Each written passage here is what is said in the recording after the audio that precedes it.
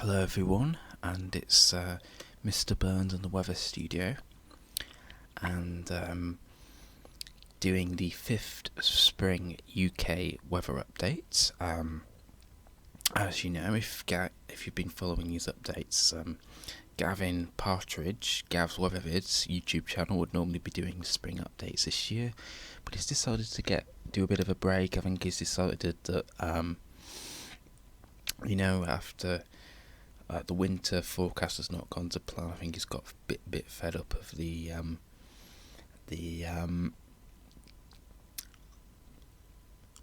long range updates. So he's taken a bit of a break. So I'm sort of doing them for him. And this video we're going to look at the top 10 mildest February. So this is what the kind of thing that Gav would do. He'd take, like, example, he'd look at the month.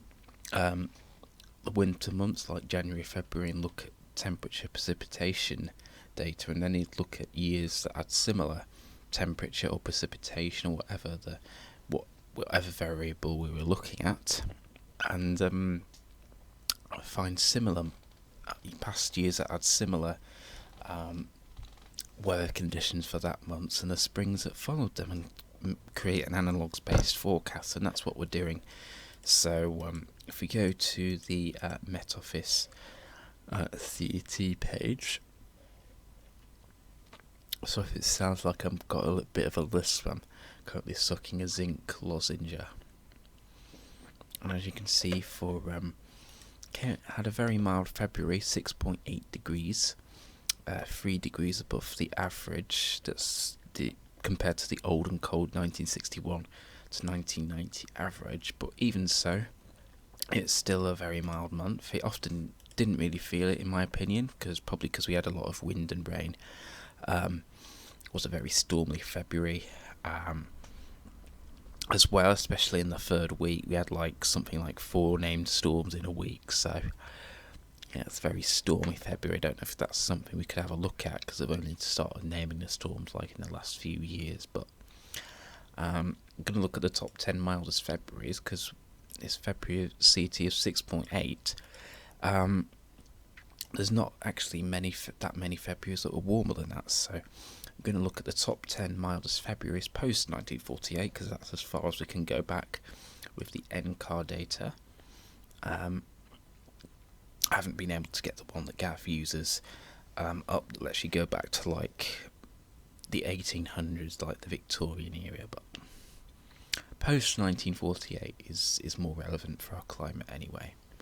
So we're going to begin having a look at the analogues, and we'll see what kind of springs follow, what kind of spring you get, or favour, I should say, because these aren't guaranteed, because we've got to combine all the other factors as well.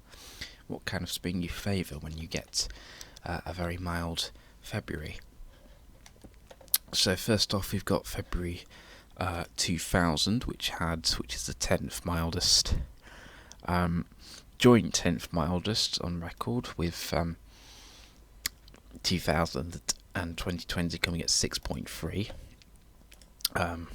This February, the spring that followed 2000 looked like this. So we've got low pressure to the south and to the north, and in between we've got high pressure through the Atlantic, so and over Europe as well, probably bringing in maybe a southerly, southeasterly flow. So it looks quite a mild spring, and probably quite changeable, but probably not overly unsettled, I would say, for the spring of 2000. Don't know anything about it, of course. It could have been one of those years where the analogue doesn't tell you the whole story, because of course it's 3 months and you're never going to get one weather type continuously for 3 months. Well, very rarely anyway. Polar vortex of doom winter would be maybe one of the examples you could do. But, of course, got the next up we got the spring of 2020, which was very high pressure dominated spring, high pressure slap bang over the country and ridging over many parts of Europe. low pressure to the north. That's all the low pressure left over from the polar vortex of doom winter. Even though this was a very high pressure dominated spring, I'm sure you remember April and May 2020 were very warm, dry and sunny. There were sort of cooler, cloudier periods. I remember early May 2020 did go quite chilly for a few days. So this goes to show that overall the spring was very mild, very dry and very sunny, but so you still get a few cold or cool and wet days thrown in there. Just as like with a cold and wet season, you'll still get a few warm and dry days in there because they're just anomalies set to the average. That's something to bear in mind with these anomalies. So just because you see like high pressure, intense high pressure over the country doesn't mean it was warm, dry and sunny every single day, because this is the UK and these are just anomalies to the average. So next up we've got February 2011, which had central England temperature of 6.4. Spring of 2011 looks like this. We've got intense high pressure over and just to the east of the country, deep low pressure to the north. Jet stream pushed off to the north, so that looks like a warm and dry spring in 2011, which it was, especially during April 2011. It was I think it was the warmest on record, one of the warmest and driest Aprils on record, possibly maybe even warmer and drier than April 2007. Don't think it's been beaten. I think it is the warmest April on the CET record. Let's just have a look. Let's go to the CET page.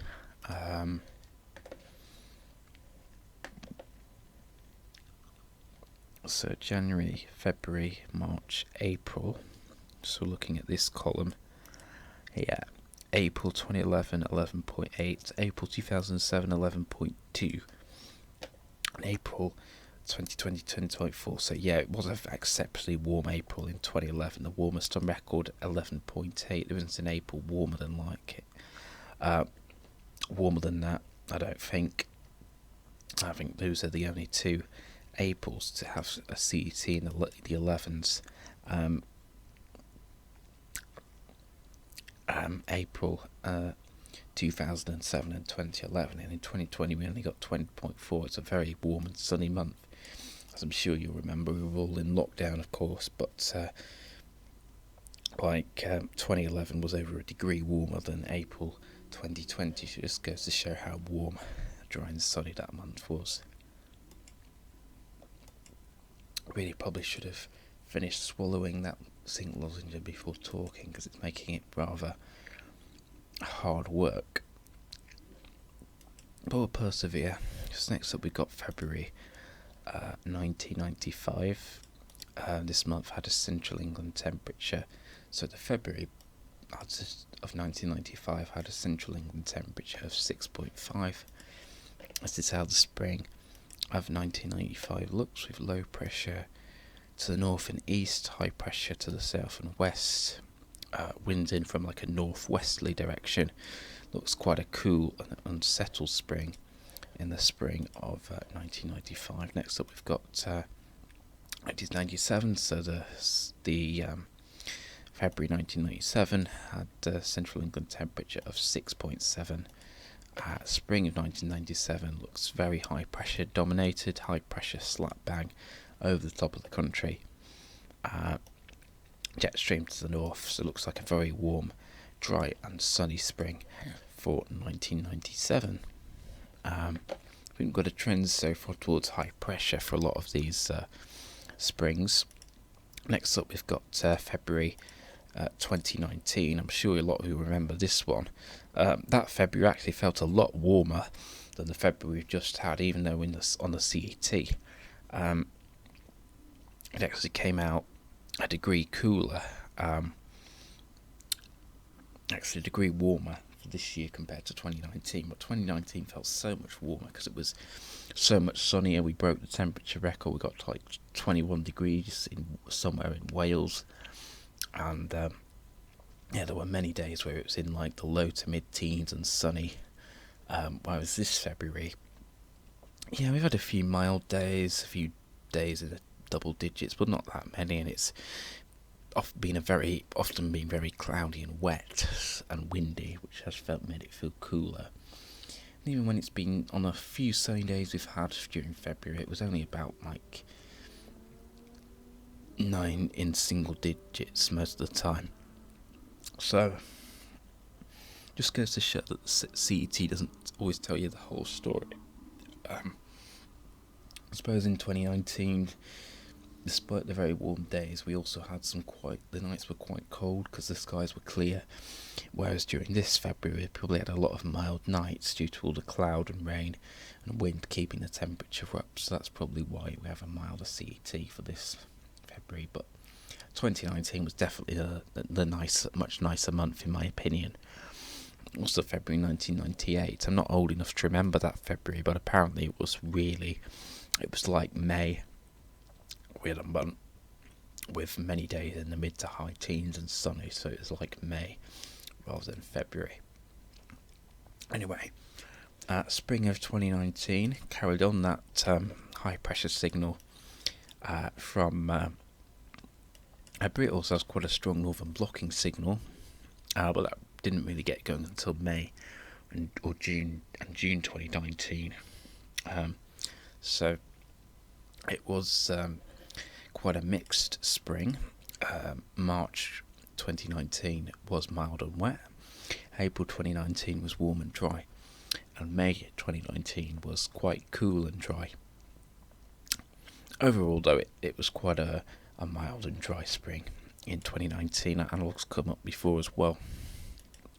Next up, we've got February 1961. I'm doing these in order of, not chronological order from earliest to latest like I normally would, but from coolest to mildest.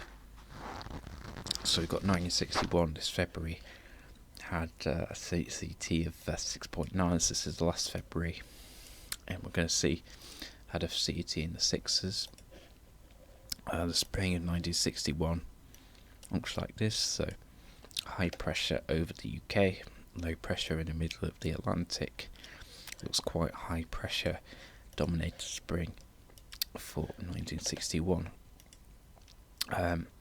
Next up we got 2002. This is the third mildest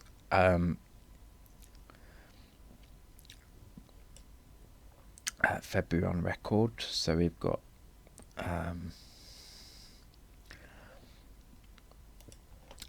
this is how the spring of 2002 looks, with low pressure to the west, high pressure to the east.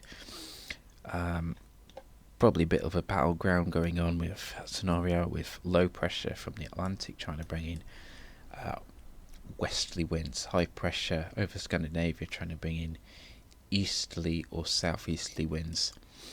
So probably quite a changeable spring,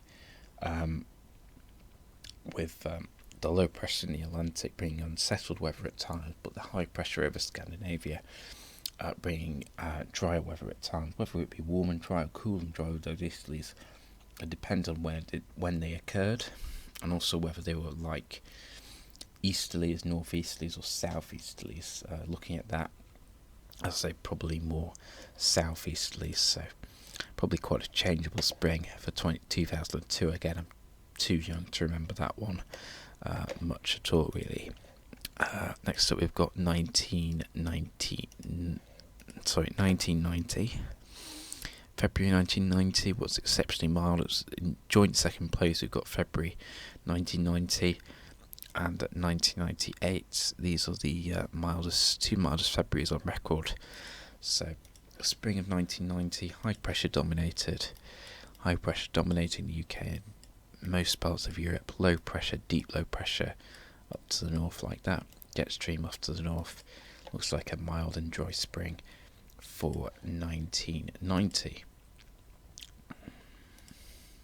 And finally we've got February 1998, which was more like May than February.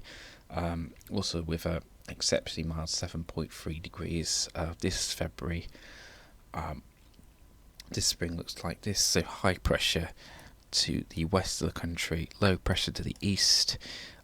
Winds probably coming down from the north a lot of the time, so probably quite a cool but relatively dry spring in 1998. I think that spring had, I remember Gav saying that after that exceptionally mild February, there was like a really bad snowstorm in April 1998. So after a very mild February, it was turned into a cold spring, or quite a cold April anyway. And finally, we're going to see what it looks, combine all the years together. And so yeah, here's all the years down here, and as you can see, we have a very strong signal for a high pressure dominated spring when we have a top 10 mildest February on record. You can see high pressure slap bang over the country like a dartboard high, not a dartboard low but dartboard high. Low pressure to the north and east, jet stream shoved off to the north like that. So yeah, a warm, dry and sunny spring when we have an exceptionally mild February. So yeah, we've got a very strong signal there for very high pressure dominated and anticyclonic spring. So good news if you like your springs to be warm, dry and sunny like in 2020. Maybe we'll get a repeat of that. We'll see. So yeah. So I hope you enjoyed this video, guys. In the next one we'll look at February precipitation. And then I'll probably do like a seasonal model roundup as well. And then I'll probably look back at all the other updates and combine that with what the seasonal models are forecasting for this spring, and come up with a